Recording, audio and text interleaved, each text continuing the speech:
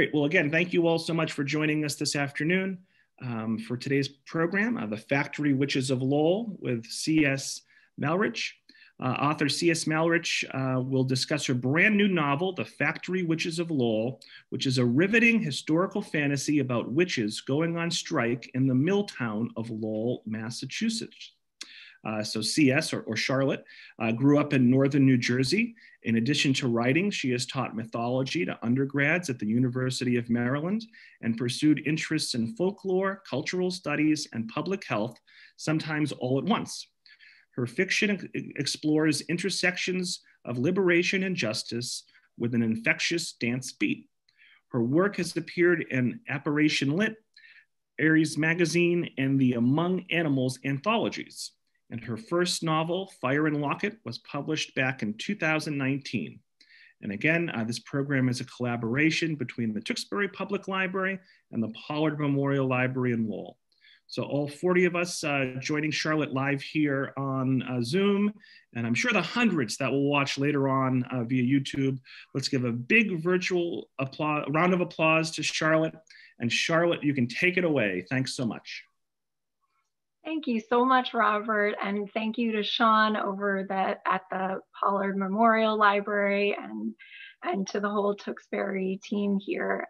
It's really a great honor for me to be speaking with this community where I had the pleasure of setting this story. So as you heard in that great introduction, this is a novel about a labor strike in the town of Lowell, Massachusetts, which is the first place in the United States, I believe, where women actually formed a union, where female workers unionized and started organizing and standing up for themselves as they were working in the cotton mills. So I'm going to start off and read from chapter 3 of my book. And it starts from the perspective of Kirk Boot, who is a real person. He was the agent in Lowell, which means he was the go-between between the owners of the factories and the workers themselves and the overseers and the managers who were on site. And he's also the person who was essentially the city planner of Lowell. And so I'll take it from there, and then I'll talk a little bit about how I went through the process of doing the research for this book, what inspired it, and then I'd love to have a discussion and talk about whatever you all want to talk about. So this is chapter 3, The Boot Palace. Mr. Boot's house stood in the center of Lowell. The facade was tall and broad, with a porch of Ionic columns in the style of the ancient Greeks, lawns and gardens spread out like the palace grounds. And why oughtn't Kirk Boot have a home as stately as his employers in Boston? He embodied their authority in Lowell, carrying their orders from every person, from the overseers to the youngest bobbin girl. The wishes of the Boston gentleman would have no meaning whatsoever, except that Mr. Boot, from his starched collar to the golden buckles on his shoes, to his indeed palatial home, conveyed the owner's tangible wealth and power. Moreover, Mr. Boot was a godly man who cared for the town and its mills and its young female operatives as much as any pastor for his flock.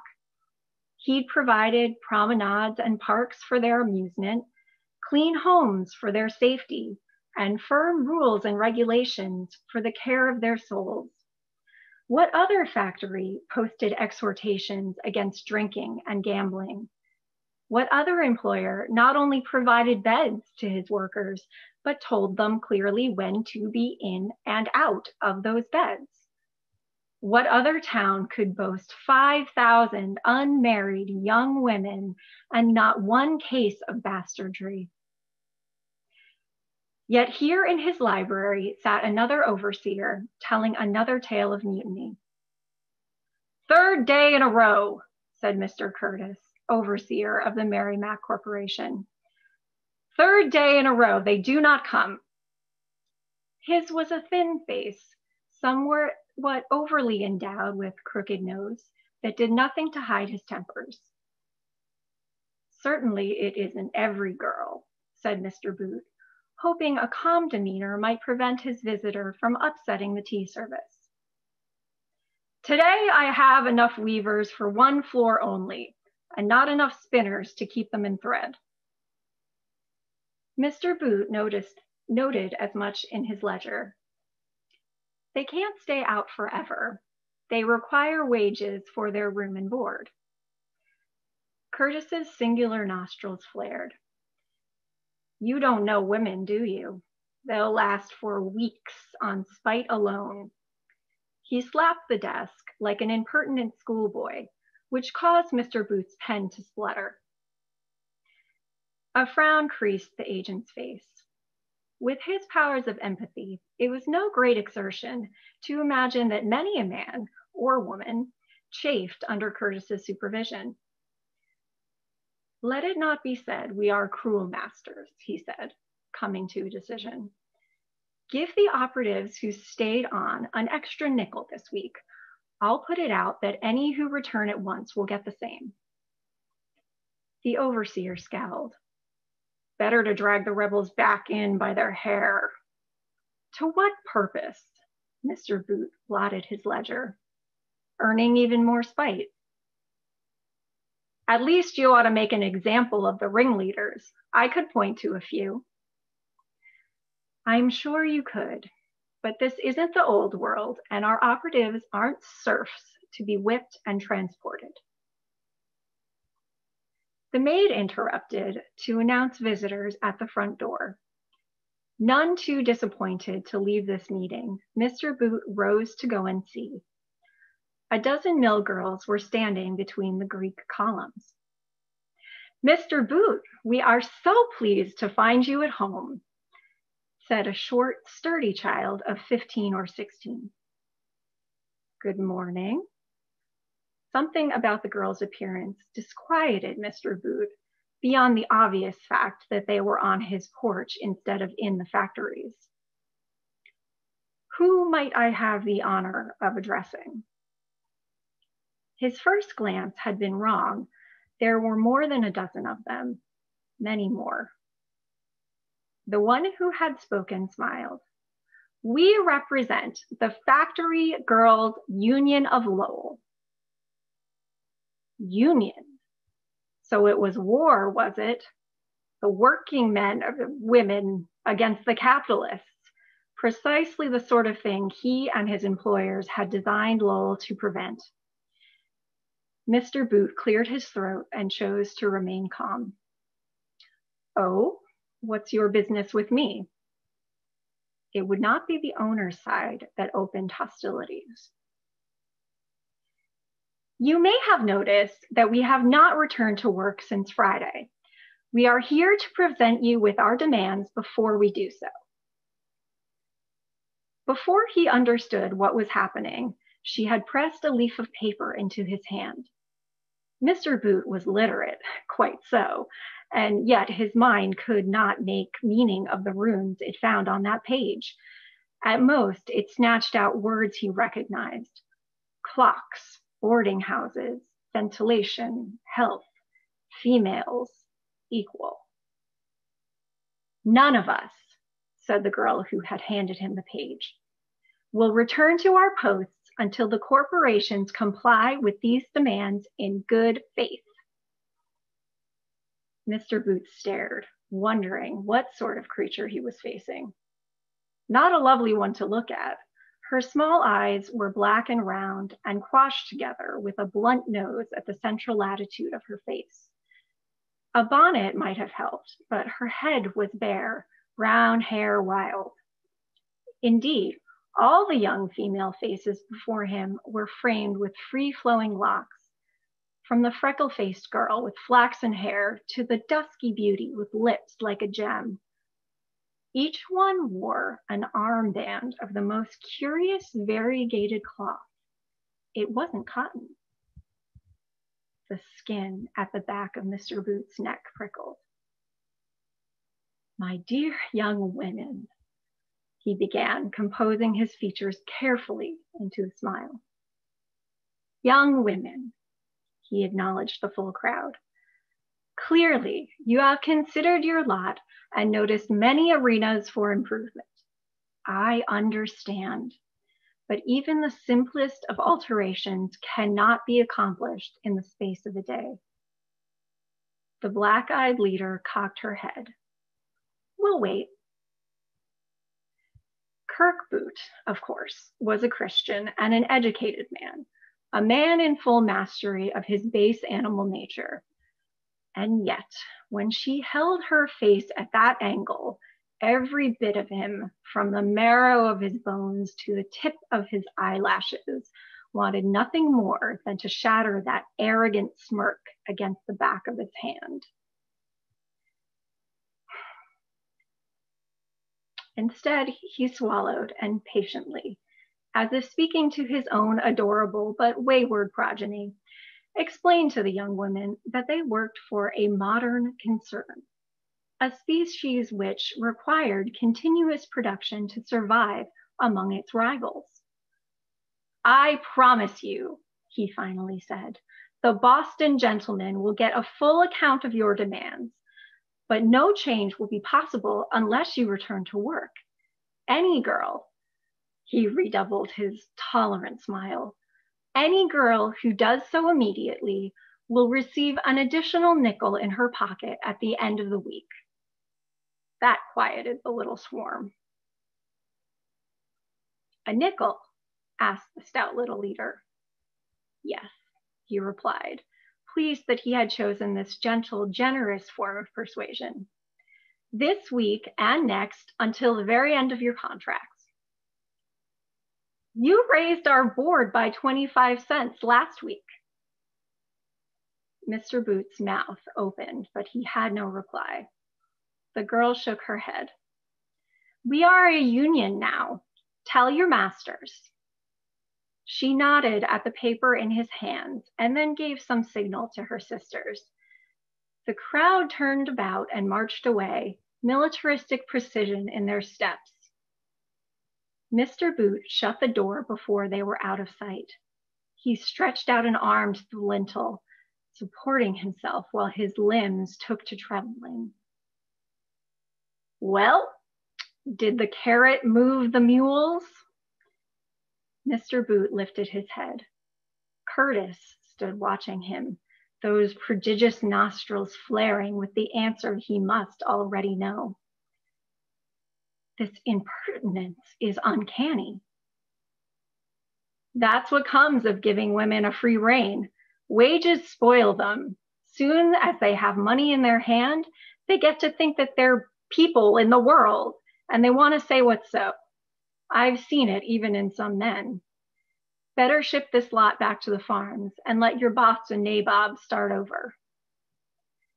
Mr. Boot grimaced, remembering who was superior man. Curtis was a blunt instrument, useful in the appropriate moment, but hopeless in most others.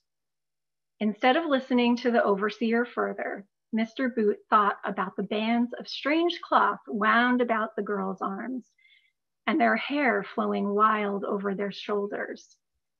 He thought about the violent temptation that had reared up inside him to strike their leader.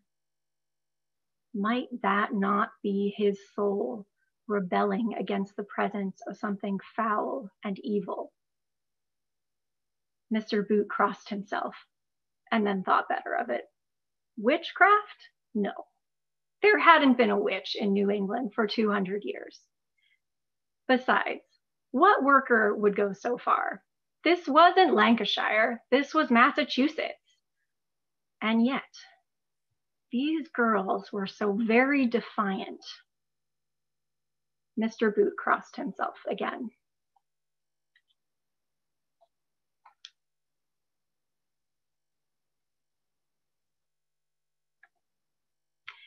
So that's chapter 3 of the story, and we already know by the time that we've gotten to this point in the book that the young women are not only going on strike, but they're also using magic in order to create their union and make sure that they can trust one another as they embark on this fairly dangerous endeavor that's putting some risk on themselves. And then the story proceeds from there. So I first was inspired to write this because I was working on a novel that was set in the present day, an urban fantasy. So set in our world, but a version of our world in which magic exists.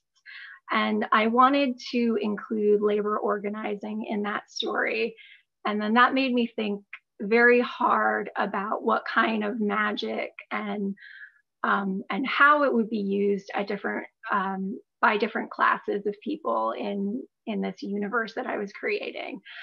So I imagine that the labor organizers at the time might really want to use some spells, but that might be too easy. And it seemed to me that if I was writing something set modern day, that the capitalists and the bosses and the owners of the companies against whom these labor organizers might be coming up against would have already had a lot of tricks up their sleeve and ways of oppressing the kind of magic that might be used against them. And so I started to think about what would the past look like in this universe.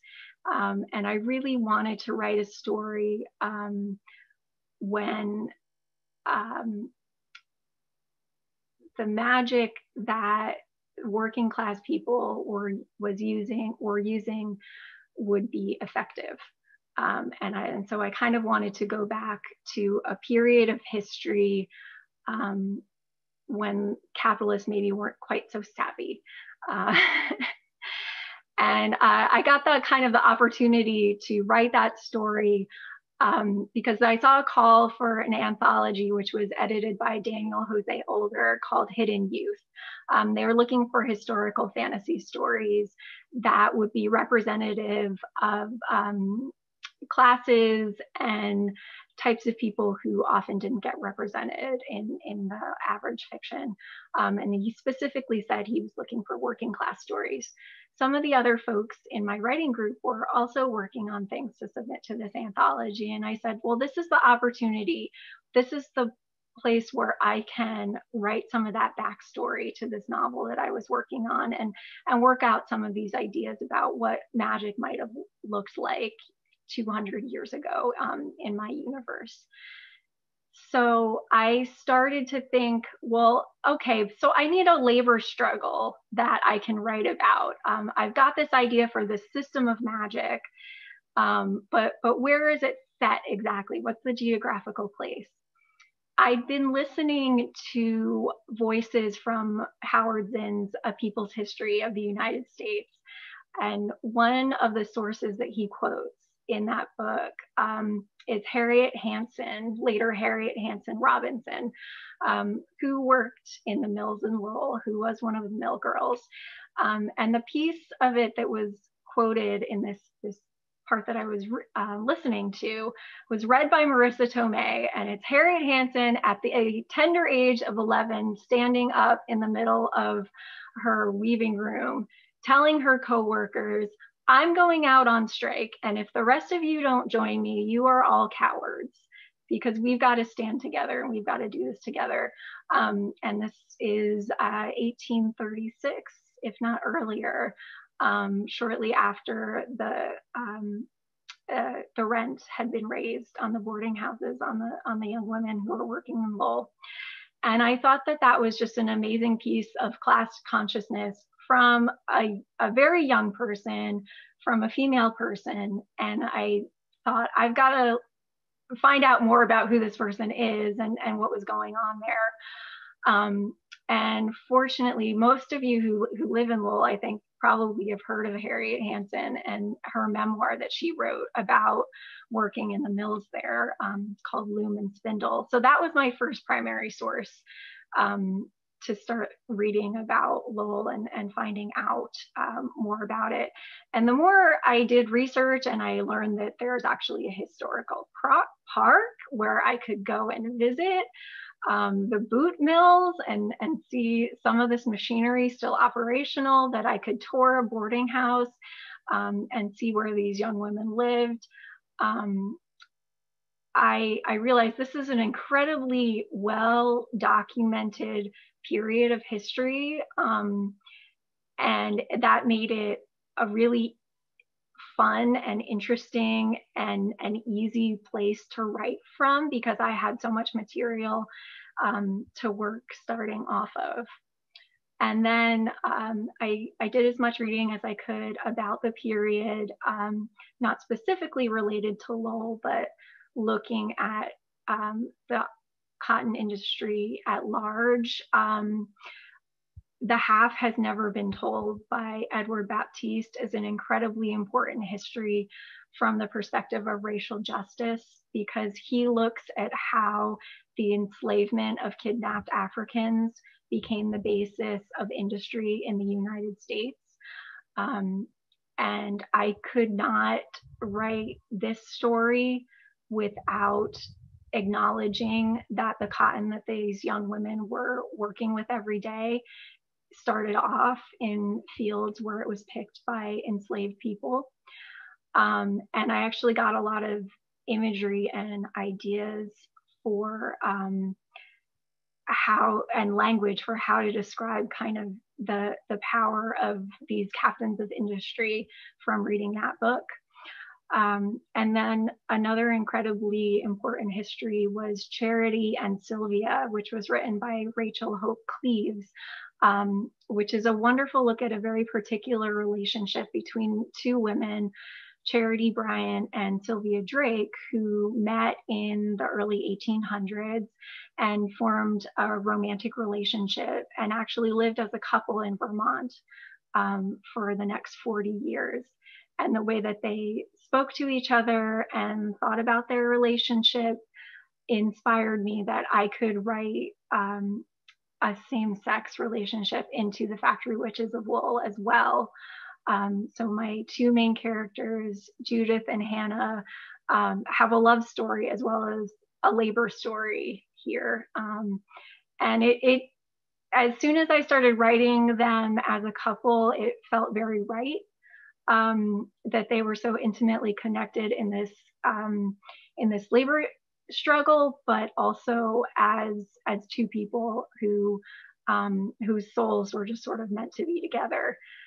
So those were my important sources, and then just being in Lowell, getting a chance to visit it, seeing the trees, seeing the flowers. I don't have a whole lot of descriptions of the natural world in this particular story, but I always like to include that, and I always try to get the botany right, and have the correct types of trees and the correct types of flowers around. So just the fact that I was able to visit this as a real historic place gave me so much perspective in writing it, and I'm so pleased to show it to the world, and I hope it brings more interest into this history. Yeah. But I'd love to turn it over to the group and take questions and hear what you want to talk about. So this isn't just a one-way conversation; it's a multi-directional. Great. Yeah, and thank you, Charlotte. So, folks, we're going to try to keep everyone muted. And so if folks have any questions or comments, they're going to want to type them into the chat, and I can quickly relay them to Charlotte. Charlotte, we already have 3 or 4 questions. Teresa wants to know, what is the biggest piece of writing advice you received that you still use? Oh, this might be, this might not be like a PG way to phrase it, but dare to suck. Like, don't be afraid of writing something that's not good. Just write it, get it out, then have something to work with. And then, you can shape it from there. You can show it to other people. You can get feedback on it. That's was incredibly important for me. And that came from Elizabeth Bear when I went to the Viable Paradise workshop a couple years ago. And Charlotte, the Tewksbury Library has a monthly writing group. And I think one of the biggest questions that comes up over and over and over again is, how do I get published? So any recommendations for aspiring authors who are looking to get published? So there's a few routes you can go. You can definitely do the self-publishing route. It's very easy to do that at this point. We have the technology. So I have a friend, Natasha Lane. She has published, I think she's got 4 planned novels in her series. I think 3 of them are published now. And she puts them out through Amazon, and she does incredible amounts of marketing herself and promoting them. And that takes a lot of work. The other way to do it is to write something, and write a full-length novel or a novella, and then approach editors and agents and query. So you need to learn the skill of querying an agent or an editor. And that's something, if you check out online, there's tons and tons of places you can go, because I'm in the speculative fiction and science fiction world. Check out Viable Paradise, check out Futurescapes, check out the Odyssey podcasts, Writing Excuses. There's lots of advice out there that's freely available. You don't necessarily have to go to an expensive workshop to learn about it. But I think that was the biggest thing for me, was learning like the nuts and bolts of the industry. And I also want to preface this by saying, like, this is my first novella that's a thing that's out with a major publisher. So, a lot of it is luck. I just sort of lucked into, like, I was able to send to an open call when Tor happened to be open to unagented submissions at the time. And the manuscript found its way into the hands of an editor who was into it. So, my advice is, you just, from what I've experienced, but there's multiple routes to go. Excellent. And if I didn't make that, if I didn't mention, that question was from Teresa. Next question is from Diane. You already touched on part of the question, so I'll kind of modify it. When you visited Lowell, what was your impression of the city? Was it like anything you had seen before? The city was amazing. Like, it just seems like such a great little city, and just the walking down the street, the little restaurants and clubs and things that I saw, it just seemed like a cool place to hang out. Now, I was there for a day, so I don't know what it's like to live there day to day, but it seems like a really awesome place. I get the sense that there have been a lot of different waves of immigration, and so there's a lot of cool cultural sharing that goes on there. I know my mom will go over there to take in a belly dance performance, and lots of awesome things like that. The piece of it where I walked into the historical park was very touching in some ways, because it really was this place that I had been imagining and constructing in my head for a few months, based on the reading that I was doing. And a lot of it felt very familiar, just walking down the canal. The sound of the looms in the boot mill struck me the most, though, because I just had not fully appreciated how loud and how thundering that machinery would be. So I went back, and I know I did some revising in that regard, because I wanted to emphasize that so much. And I was really impressed too with the quality of the exhibits. particularly the way that the Textile Museum asked the viewer to really think about, the clothes that we wear, the cloth that we use every day, the textiles that we use every day, and really connect it to the people who made it, because we know that, intellectually, of course, we know that someone had to be involved in making these things, but we don't really think about them every day and what kind of conditions they're working in.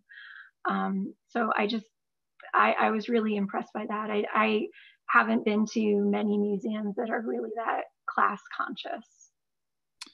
And obviously, a lot of the questions are going to focus on Lowell, since you're speaking to a Lowell audience. But regarding the witch aspect to the story, did you visit Salem while you were up here visiting? And sort of what research did you do on witches?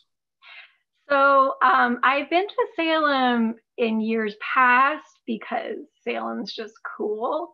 And it was Halloween time, and I had a friend who was in Providence, not too far away, and so we all went to Salem to check it out. Part of what inspired me to do this kind of like mashup of labor organizing plus witchcraft, before I even, was firmly in the geography of Lowell, was the Marxist feminist historian Sylvia, who writes about how witch hunting in Europe and the Americas was used as a way to terrorize these semi-autonomous communities, where people were resistant to a capitalist order of work. So in order for capitalism to take the place of feudalism, you had to push people off of their farms and out of the forests and into cities and into places where they were going to get up at a certain time, go to work, listen to their boss, and then go home at the end of the day. And where there was resistance to that, it became really beneficial to a ruling class to do things like witch hunting, and to divide a community around a fear of these evil folks, particularly women, who might be controlling them or causing problems in the community. So I thought that was a really fascinating reading of what witch hunting meant in our real historical times. And then I liked the idea of, well, what if these people who were resisting the capitalist order of things actually did have magic? And wouldn't that be a fun fantasy to write? And then once I had kind of started settling on Lowell as the place where I wanted to write this particular story, it felt really natural because of that witch connection in Massachusetts, the fact that the Salem witch trials happened, not far away, and that there had been this kind of puritanical fear of magic and women's magic in particular, and the kind of like cottage magic that people might be teaching each other just kind of in the kitchen. Karen has a couple of great questions. What books about class struggle have inspired you? And just as a follow-up, what issues would you like to write about?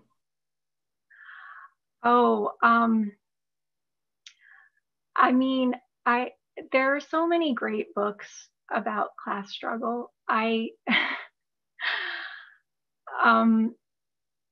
think The Dispossessed by Ursula Le Guin is just an amazing story of an alternative society where people have figured out like ways to share with each other, share resources. The Hunger Games is a great, like very almost too literal allegory of how a ruling class can force a lower class to try to fight against each other for scarce resources. And then how, if that lower class realizes what's going on and decides to cooperate with one another instead, it can be overthrown. Going back to my classical roots, I think the Iliad is actually a great story of class struggle because it's about a man, a hero, Achilles, who realizes he's been forced into a war, not for his own interests. And if he isn't going to get even the little bit of reward that he was expecting, and that's going to be taken away from him, shoot, he's going to sit it out. He's going to go on strike and tell all his men to go on strike and not go back to the battlefield too. And I'm going to blank on the author's name right now, but over the summer, I read a really wonderful Haitian novel, Masters of the Dew. The translation was done by Langston Hughes. It comes from the 30s. But that was a wonderful novel about Haitian peasants uniting with one another. There had been a feud within the town, and they've either got to get over it and work together to solve the problem of a drought, or everyone in town is going to starve. And they're not so much fighting directly against a class that's oppressing them as they're fighting the impoverishment that they've been forced into because of the particular history of the nation that they live in. So that's a lot of strange and diverse ways to go in the class history. And if you could just repeat the second page. They were kind of unrelated questions. Charlotte notes that you not only write about fighting exploitation, but you live it. And she wants to know, what other issues would you like to write about? I think that I'm probably going to be writing labor-related stories for the rest of my life. But I also, I would love to write from that perspective in the way that the natural world and other species are exploited as well as human beings. A lot of my previous work has been focused on animals and industrial agriculture. So I think I would love to write a novel that was set in a slaughterhouse that pulled in the labor organizing aspect of things as well as the well-being and the rights of the animals involved. I think that would be really cool. I'm actually working on a secondary world fantasy right now where all the main characters are animals instead of human beings. But it has it's very much a labor story and the work that they are doing, both human and animal laborers. Great. And Karen also asked the audience that if you have any book recommendations regarding class struggle, feel free to leave them in the chat. All right, so we're about halfway through the questions.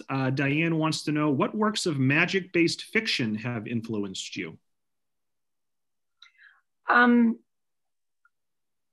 So most recently, I would have to say that Max Gladstone's craft sequence bears the most similarity to the type of magical system that I'm trying to describe.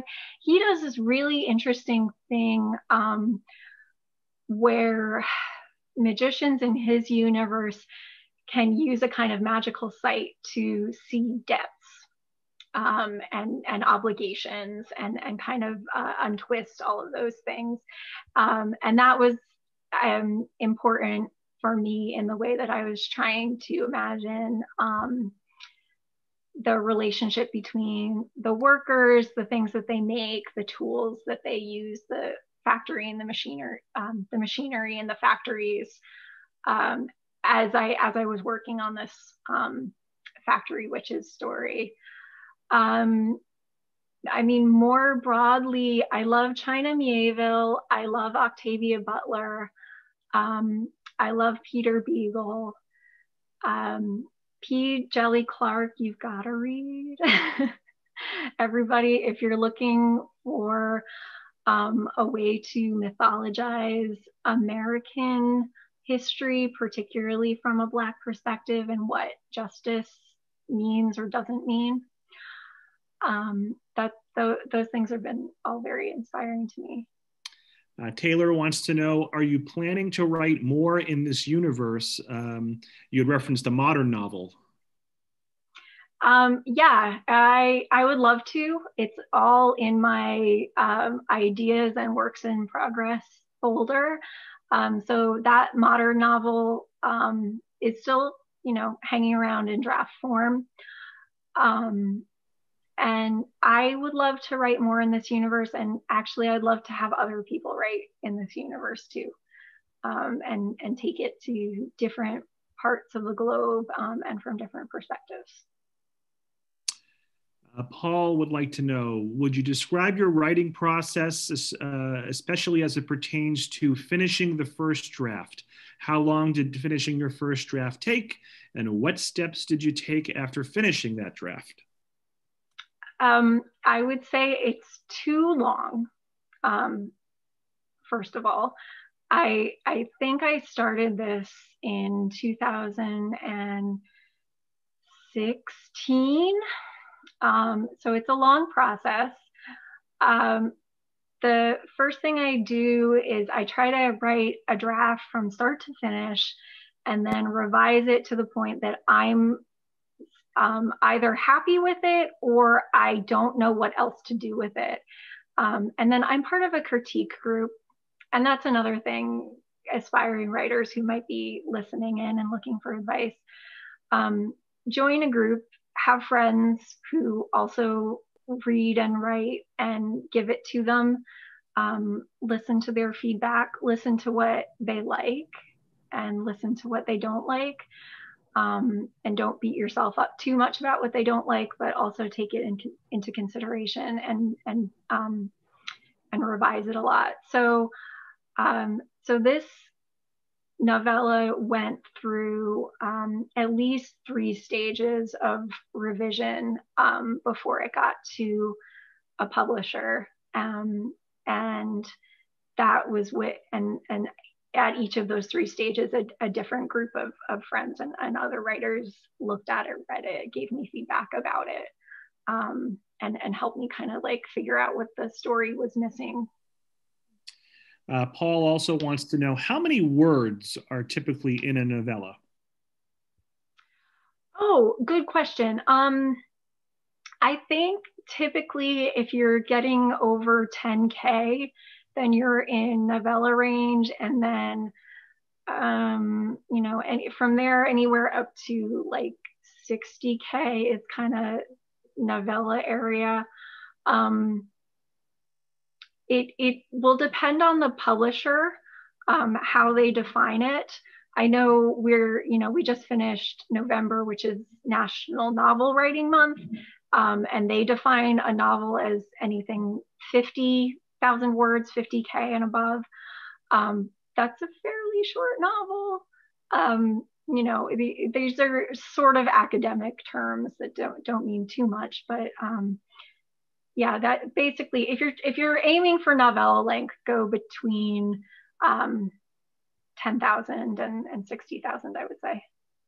And just as a follow-up, Paul, who participated in NaNoWriMo, National Novel Writing Month, and successfully, he wants to know how many words are in your particular novella, and also maybe for the non-writers, how many pages are in the book? So the book, I think, it's right in front of me, so let me look and see. We're really grilling you with these difficult questions. I just freaked out my background. 123 pages in the actual book. It's about 25,000 words. All right, and Sean, the librarian, one of the librarians on the call from Lowell, is fact checking you there. So good answer. Taylor wants to know, is there an audiobook? There is an audiobook, yes. You can get it on CD or you can get it digitally through all the usual places like Audible. or iTunes, or you can probably borrow it from your local library if they have audiobooks available. I will check regarding the ebook and the audiobook, but I do know we have your print edition. So next up, I sort of jumped out of order. Nancy wants to know, did you read any other books about the Lowell Mill girls, such as Call the Darkness Light?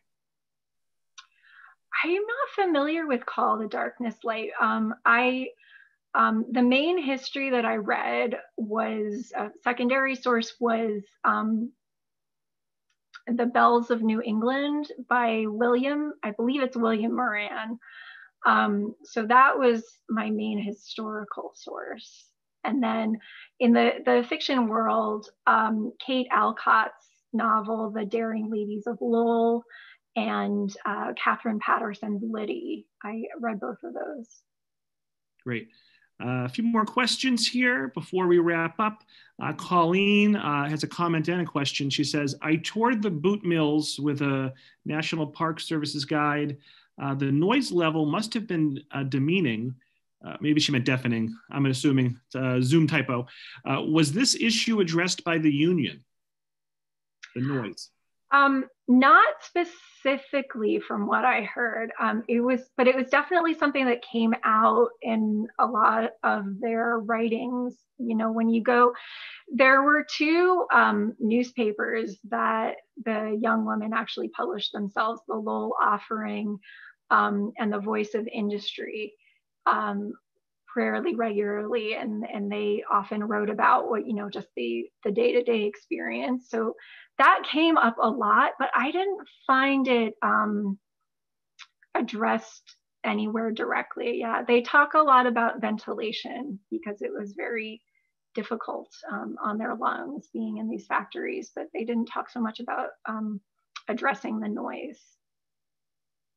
And Colleen highly recommends the tour that she referenced of the boot mills, you know, obviously once the quarantine ends. Sean wants to know, does Sarah Bagley make an appearance in your book? Sarah does not make an appearance as such, although her spirit is definitely in some of these characters. There is actually, I think I did put a little Easter egg where they're just kind of rattling off a few other workers' names, and I think she comes up there. So Taylor agreed with one of your book recommendations, and Teresa loves your yarn background. So we're coming up on 3 o'clock. I'll ask 2 quick questions and then we can wrap. So number one, where can people follow you online and sort of keep tabs on you?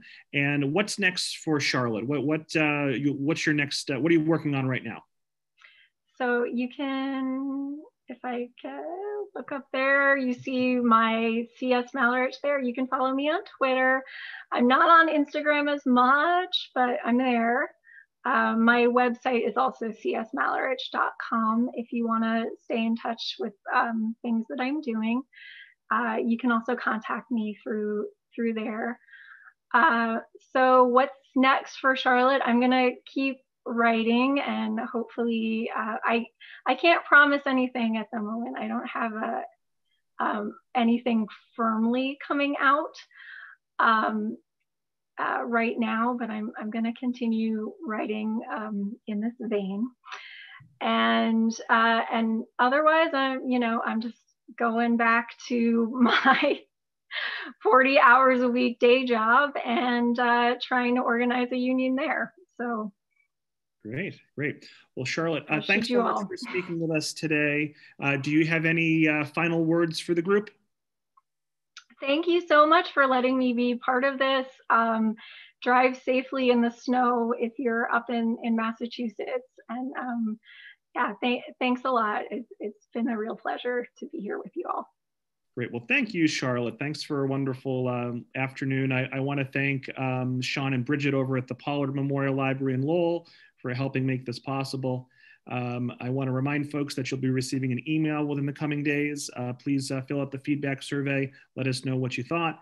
And for anyone who joined late, you didn't miss too much because I rambled for the first 10 minutes or so, but I did record the presentation, and we will be uploading it to the town's YouTube channel, and I'll also pass it along to the Lowell Library as well.